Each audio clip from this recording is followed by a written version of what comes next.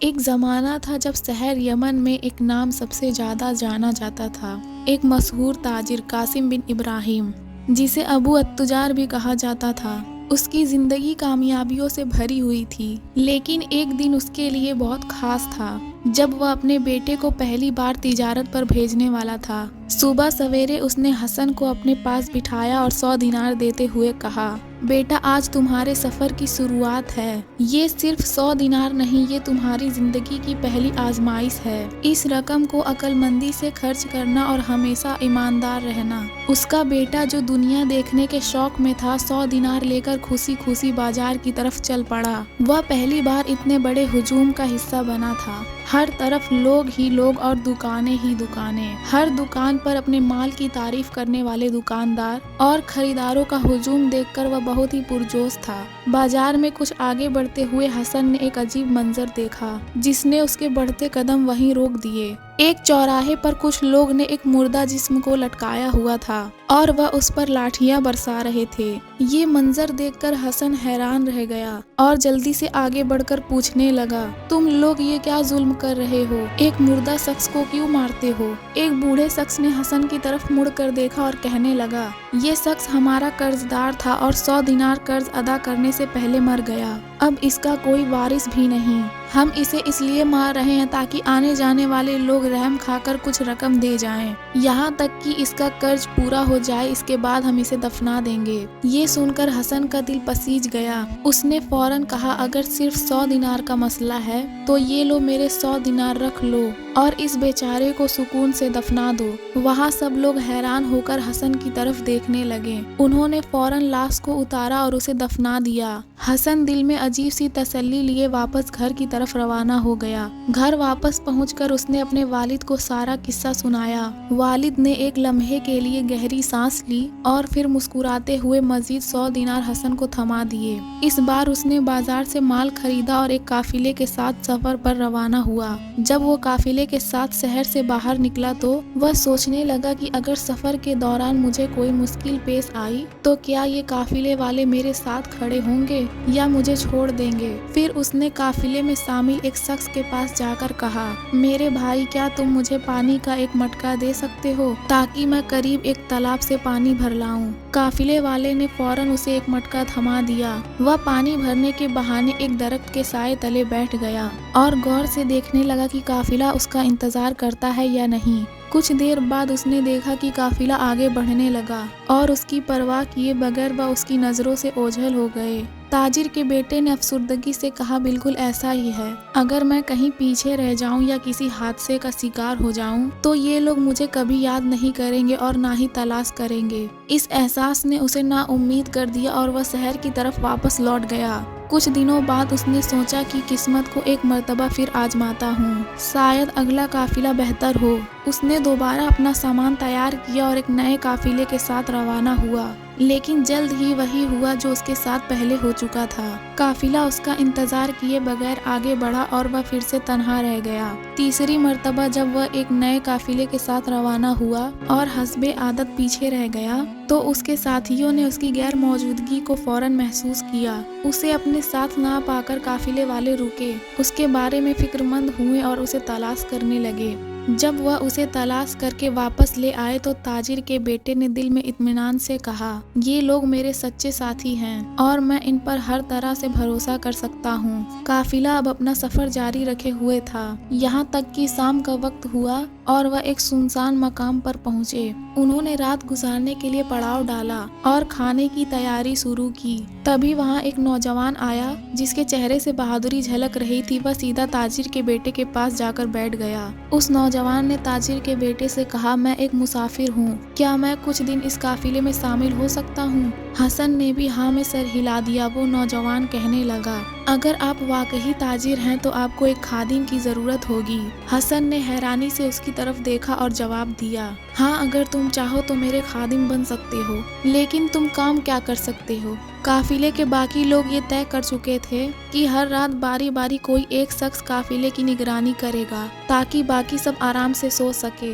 उस नौजवान ने एतमाद से कहा, हर रात की निगरानी का काम आप मुझे दे दो, मैं पहरे पर रहूंगा और वादा करता हूँ कि काफिले को बाहिफाजत मंजिल तक पहुँचाऊंगा, मगर मेरी एक शर्त है, मैं जो भी कहूँ तुम लोग मुझसे कोई सवाल ना करना और ना ही मेरे काम में मुदाखलत करना। हसन और काफिले वालों ने हैरत से एक दूसरे की तरफ देखा, लेकिन इस नौजवान के खुद एतमादी और मजबूत लहजे ने उन्हें मुतमईन कर दिया। अब वह एक नए अज़म के साथ सफर पर रवाना हुए। रास्ते में हर रात जब काफिला सोने के लिए रुकता, वह नौजवान खामोशी से पहरे पर खड़ा हो जाता और उसकी हिफाजत में काफिला सुकून से सो जाता। कई मर्तबा उसने काफिले वालों को जंगली जानवरों से बचाया और खुद को मुश्किल में डाला, लेकिन हसन के दिल में अब भी ये सवाल गर्दिश कर रहा था कि ये नौजवान कौन है और इसने मुझसे ऐसा अजीब वादा क्यों लिया। एक रात उनका काफिला जंगल के करीब एक मकाम पर रुका हुआ था।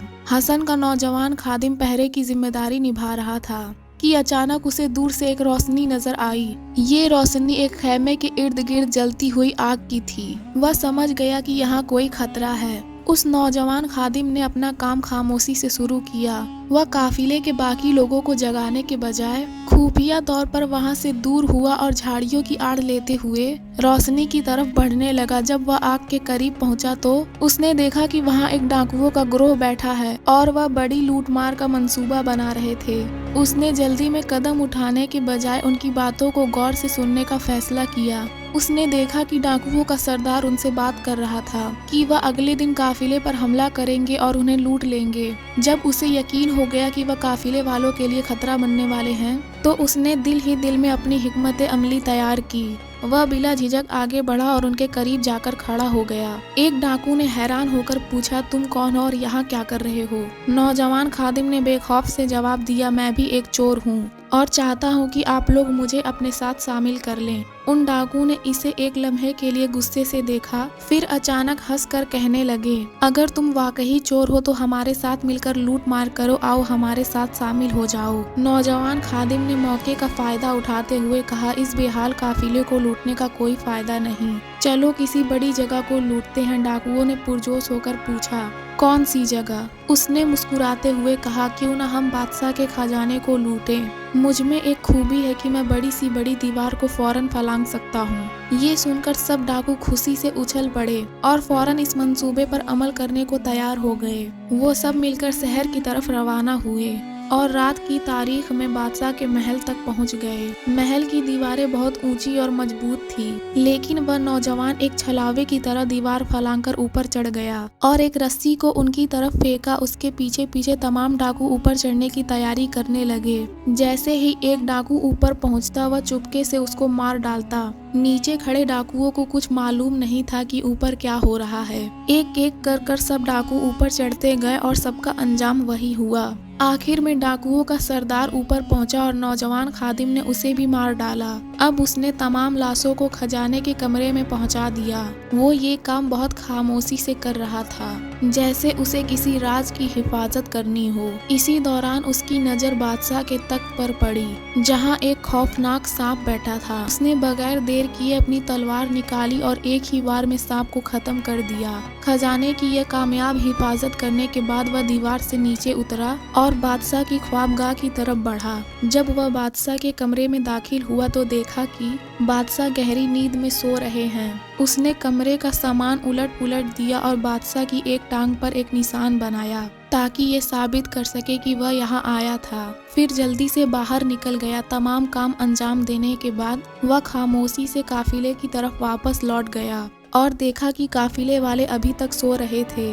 उधर जब बादशाह जागा तो उसे एहसास हुआ कि उसके कमरे में कोई आया था। उसने फौरन अपने वजीर को बुलवाया और कहने लगा, मुझे शक है कि रात को मेरे कमरे में कोई आया था, क्योंकि कमरे का सामान बिखरा हुआ है। वजीर कहने लगा, हुजूर मेरे पास भी एक अहम खबर है। खजाने के कमरे में कुछ आदमियों की लाश है जो चोर मालूम होते हैं और तख्त पर एक मरा हुआ सांप भी पड़ा है। बादशाह ने कहा, ये तो बहुत अजीब वाकयात है, लेकिन सुनो, किसी को इनकी तफलीस की खबर ना होने दो। फिर अगले दिन बादशाह ने शहर में ऐलान करवाया कि जो कोई बता सकेगा गुज़िश्ता रात और खजाने दरबार में क्या हुआ है, उसे बड़ा इनाम दिया जाएगा। یہ اعلان سن کر کئی لوگ آئے اور اپنی اپنی کہانی سناتے رہے، لیکن بادشاہ مطمئن نہ ہوا۔ دن گزرتے گئے لیکن کوئی بھی حقیقت نہ بتا سکا۔ آخر کار بادشاہ نے اپنے وزیر سے مشورہ کیا اور وزیر نے بتایا کہ شہر کے قریب تاجر کا ایک قافلہ ہے، ہو سکتا ہے وہ کچھ جانتے ہو۔ جب بادشاہ کے قاصد قافلے تک پہنچے تو سب نے یہی بتایا کہ انہیں اس واقعے سے متعلق کوئی علم نہیں۔ اسی وقت حسن کا خادم آگے بڑھا اور کہنے لگا، میرا مالک اس بارے میں سب کچھ جانتا ہے۔ حسن ہکا بکا رہ گیا اور اپنے خادم کی طرف غصے سے دیکھنے لگا، لیکن اس نے چپکے سے کہا، اپنا وعدہ نہ بھولے، میں جو کہوں گا آپ کو ماننا ہے اور سوال نہیں کرنا۔ بادشاہ کے قاصدوں نے تاجر کے بیٹے کو دربار آنے کی درخواست کی، لیکن وہ جانے کے لیے راضی نہ ہوا۔ تب اس کا خادم بولا، مالک ہمیں بادشاہ کی اطاعت کرنی چاہیے۔ اور یہ سن کر تاجر کے بیٹے نے اپنے خادم کی بات مان لی اور دونوں بادشاہ کے دربار پہنچ گئے۔ جب وہ بادشاہ کے دربار میں پہنچے تو اس نے فوراً ان سے پوچھا، بتاؤ تم لوگوں نے رات کو کیا دیکھا؟ نوجوان خادم بولا، حضور میں نے تو کچھ نہیں دیکھا، لیکن میرے مالک یہاں موجود تھے اور انہوں نے سب کچھ دیکھا اور ایک ایک بات مجھے بتائی۔ بادشاہ کہنے لگا، جلدی بتاؤ اس رات کیا ہوا تھا۔ خادم نے پوری کہانی سنا دی اور بادشاہ کو بتایا کہ آپ کی ٹانگ پر ایک نشان بھی بنایا گیا تھا۔ بادشاہ نے جب اپنی ٹانگ دیکھی تو نشان موجود تھا۔ اسے ان کی سچی کہانی پر یقین ہو گیا اور کہنے لگا، تم نے سانپ اور ڈاکوؤں کو مار ڈالا، یوں میری زندگی اور خزانے کی حفاظت کی۔ مانگو، تم دونوں کیا انعام مانگتے ہو؟ خادم نے جواب دیا، حضور میں نہیں، میرا مالک انعام کا حقدار ہے۔ پھر بادشاہ نے تاجر کے بیٹے کو سونے سے بھرا صندوق انعام میں دیا۔ جب وہ بادشاہ سے انعام لے کر واپس لوٹ رہے تھے تو حسن بہت حیران تھا اور سوچ رہا تھا، اس نوجوان خادم نے ہر موقع پر میری حفاظت کی اور اب مجھے اتنی بڑی دولت کا مالک بنا دیا۔ یہ کون ہے اور کہاں سے آیا ہے؟ پھر اس نے خادم سے پوچھا، تم نے جھوٹ کیوں بولا؟ میں تو کچھ بھی نہ جانتا تھا، تم کون ہو اور اتنی دنوں سے میری مدد کیوں کر رہے ہو؟ حسن کے خادم نے مسکراتے ہوئے کہا، تم مجھے نہیں جانتے لیکن میں تمہیں پہچانتا ہوں۔ کچھ عرصہ پہلے تم نے ایک قرض ادا کیا تھا، آج میں نے تمہارا وہ قرض چکا دیا، لیکن اب میرا وقت ختم ہو چکا ہے اور مجھے واپس جانا ہے۔ یہ کہتے ہوئے وہ خادم جس تیزی سے پہلی دفعہ آیا تھا اسی تیزی سے واپس لوٹا اور حسن کی نظروں سے اوجھل ہو گیا۔